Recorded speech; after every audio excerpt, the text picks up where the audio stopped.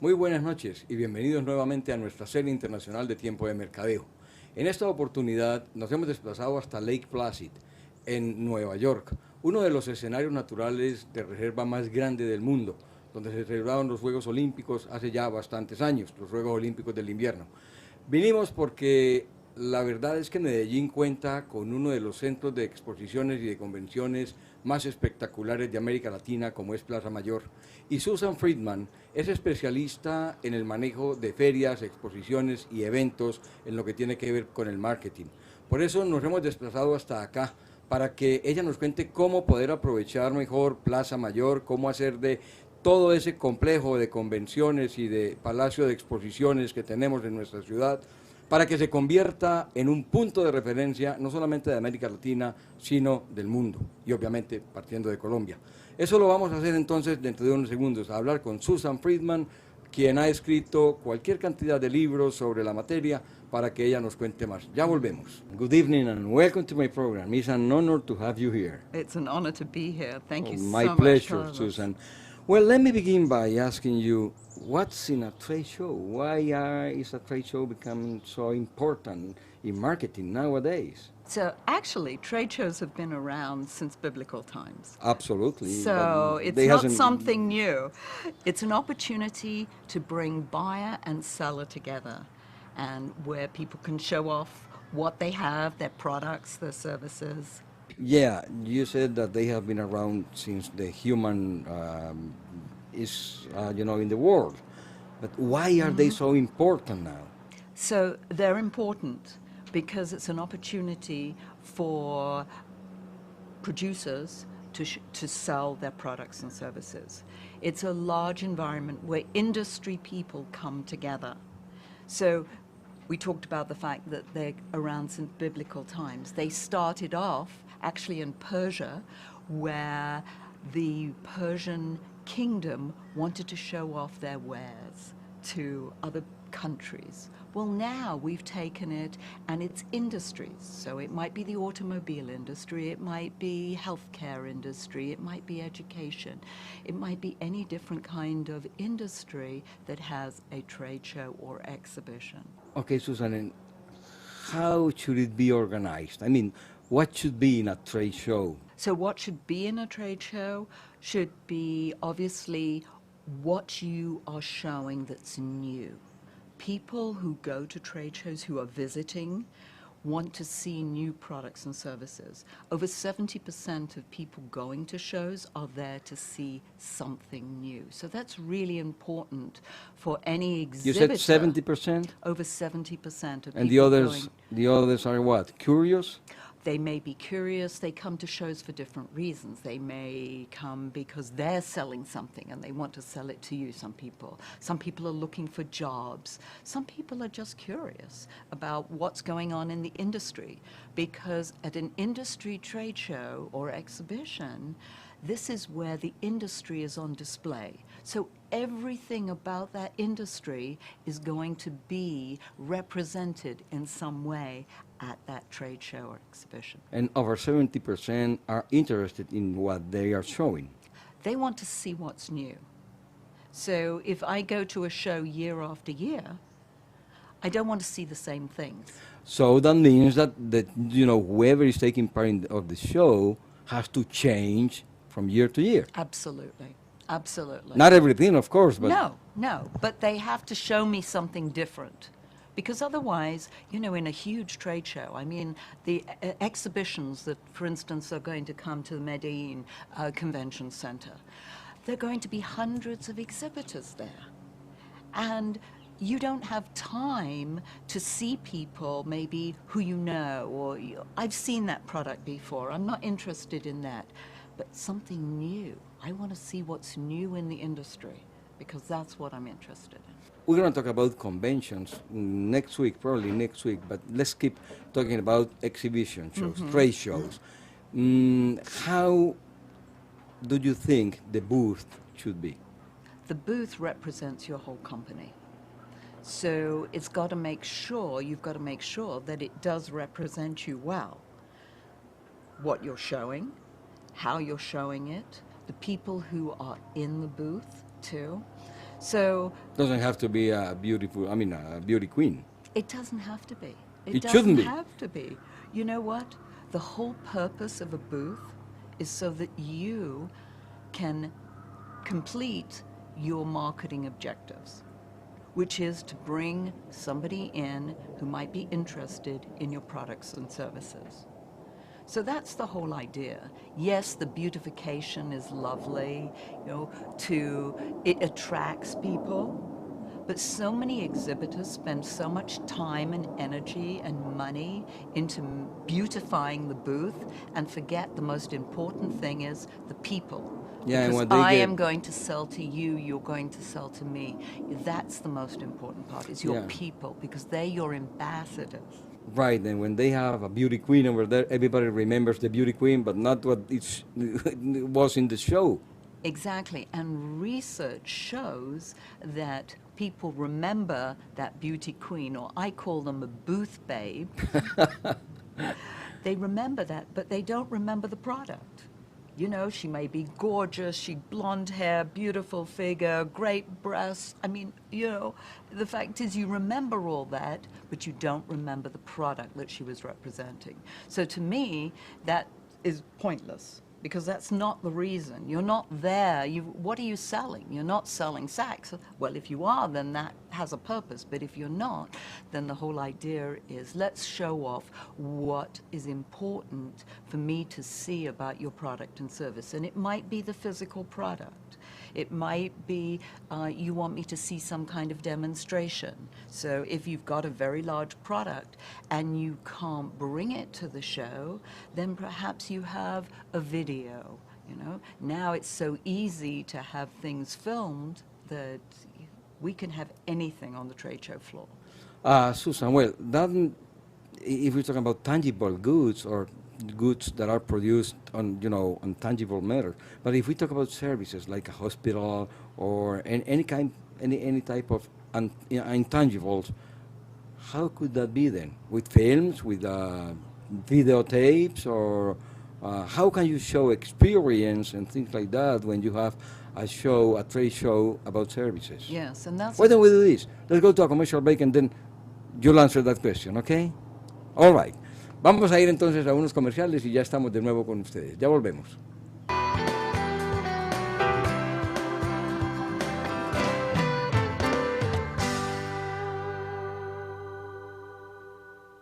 Okay, Susan, about services, intangible. Intangibles are always a tough thing to sell on a trade show floor. However, it's a conversation.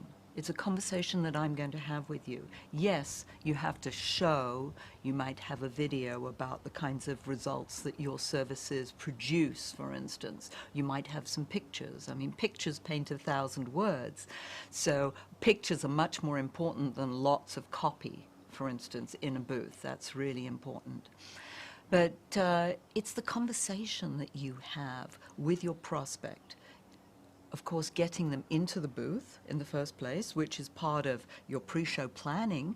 We haven't talked about pre-show planning. No, we have to talk about do's and don'ts. Yes. Okay. I mean, so you've got 3 phases of exhibiting. You've got your before the show, you've got at the show, and then you've got after the show, which is very important.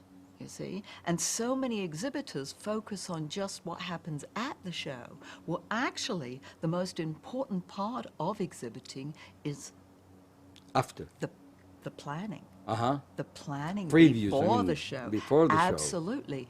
What are you looking to get out of the show? What is it that you want? Are you collecting leads? Are you there to demonstrate? How many demonstrations or how many leads do you want to collect? You have to have something quantifiable, something measurable, so that at the end of the show, you can measure how successful you've been. Then why don't we get into what you should and you shouldn't do? Let's start and then before. What should be done before going to the show? So what you should be doing before the show is absolutely defining what it is that you want to get out of the show. Why are you there? It's not a matter of just being there. No, not at all. You know, I mean, why are you there? Why are you there? In fact, one of the biggest mistakes is the salespeople on the show floor don't know why they're there. You know, they sometimes don't even know the products or the services that they're exhibiting. So this is all bad communication within, the company. So deciding what it is that you want to exhibit, why you're exhibiting, what you're exhibiting, deciding, as we said, are you looking to sell a certain number of products? Are you looking to increase your income? Obviously, everything's bottom line, so you are looking to increase your income. But you may have to do that through leads because the sales cycle could be long. I've got clients who sell airplanes. It's a 5-year sales cycle. Yeah, they don't sell it right away. No, they don't sell no, it in there. they're not going to sell an airplane. Right. However, there are people who are selling straight away from the show floor. Some shows are buying shows. I've got a very good friend of mine who buys jewelry. And so she goes to a jewelry show, let's say in New York at the Javits Center, and she goes there specifically looking for jewelry. And then, of course, there's clothing and all these other there's thousands and thousands of shows around the world. Just to make a comment, I just read that everyone in the world goes at least to three shows per year. You've taught me something. I'm glad I did. You know what? I get my best material from people like yourself. Oh, thank you. Yes, I just read it. And it doesn't surprise me because, everybody goes to a show once in a while. Yeah. Even if it's just to look around. Just to look around. Maybe it's a spouse going with their husband or wife. Accompanying them. You get that at medical shows, for instance. Maybe a doctor might bring his wife and maybe even the children to or maybe a his show. patients. Maybe a patient he might come, yes. What about giveaways and papers and brochures? What about them? I love that question. Why? Because of what you get? Yeah. Because people feel that they have to give something away, first of all. But the thing is, what is it that you're going to give away? And often the wrong thing is given away. Something that is useless, pens, pencils, stress balls, something silly that maybe, you'll give to the children. The whole idea of a giveaway is that it's a thank you token. You come to my booth. I spend time with you, and I want to give you a thank you gift. I want to give you something as a way, as a token of appreciation that you remember me after the show, after you've gone. So my belief, and I prefer that you give away something that relates to your business. I love educational material. Not only brochures? Brochures are great.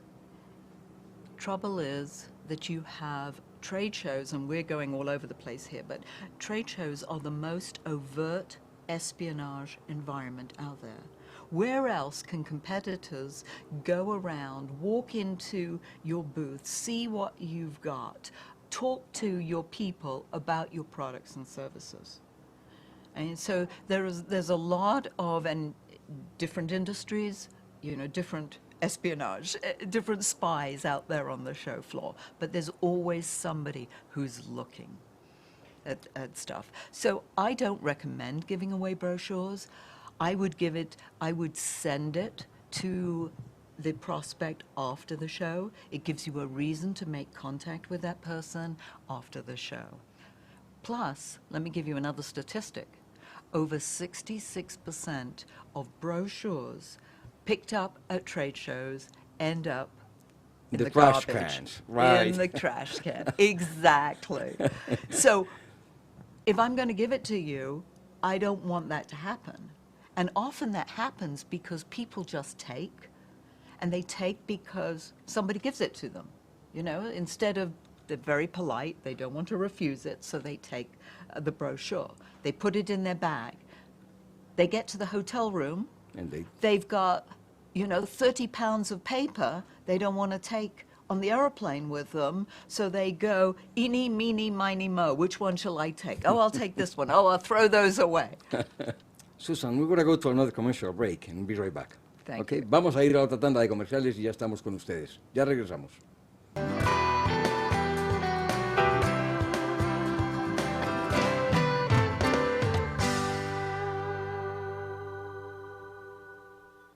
Susan, let's continue with what should and shouldn't be done. Liquor. Is that advisable to give liquor away? There are different traditions. So in the States, for instance, you don't give away liquor, or very, very seldom. However, in Europe, I know that you go to an exhibit and you expect sometimes. At least wine? Yes, a little wine, maybe some whiskey or something. Just it's part of the hospitality. Yeah. So I don't know what the tradition is in Which one do you like Colombia. better? It's just about the same as in Europe. Yes. Which one do you like better? Again, if this is the way that you show hospitality, it's important that you show hospitality in this way. If it's expected, then of course you have to do it. But then always, it's nice to be different. Because if everybody's Yes. doing the same, it looks vanilla. And you want to be different. You And some want to people be go- multicolored. Right, and some people go there just to have drinks, free drinks. Yeah. And that what purpose does that serve? Absolutely. Now, the size of the booth, is there a recommendation about a size of a booth, or it depends on what you have to show, or anything like it? The size of the booth often depends on your budget.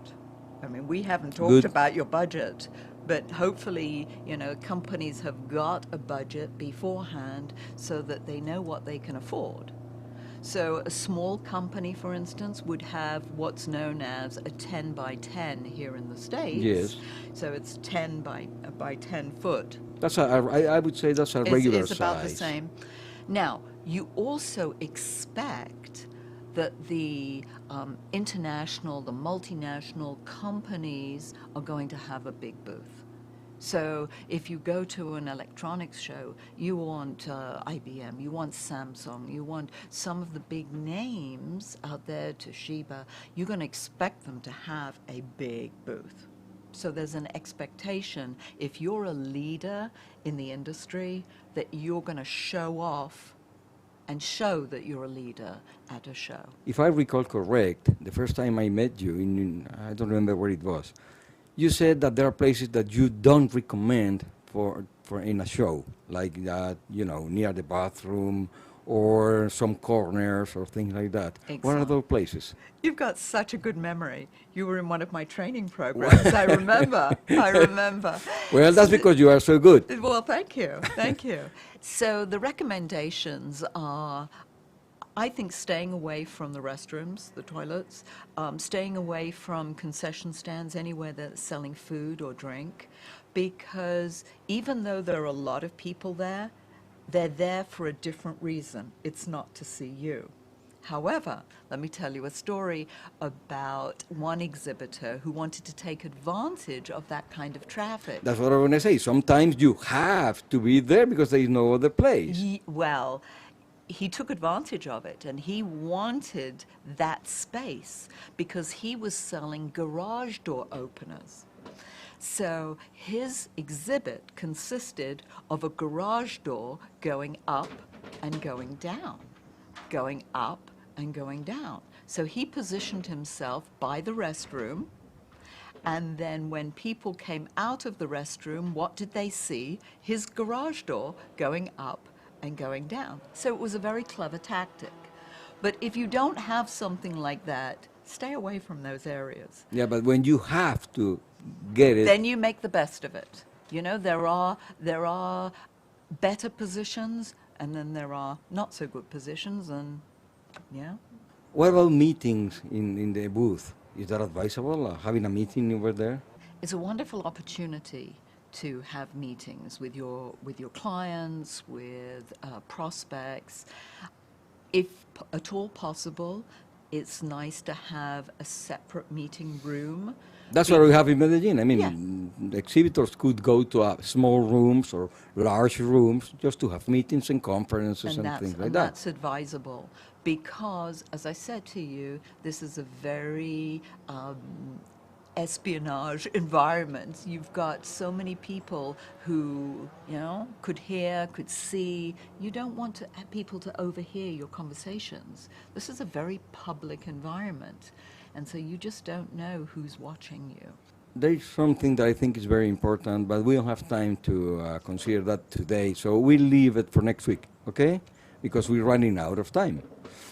Creo que por la noche de hoy es suficiente porque se nos acabó el tiempo, entonces tenemos que dejar para la próxima semana mucho más de lo que tenemos para hablar con Susan Friedman.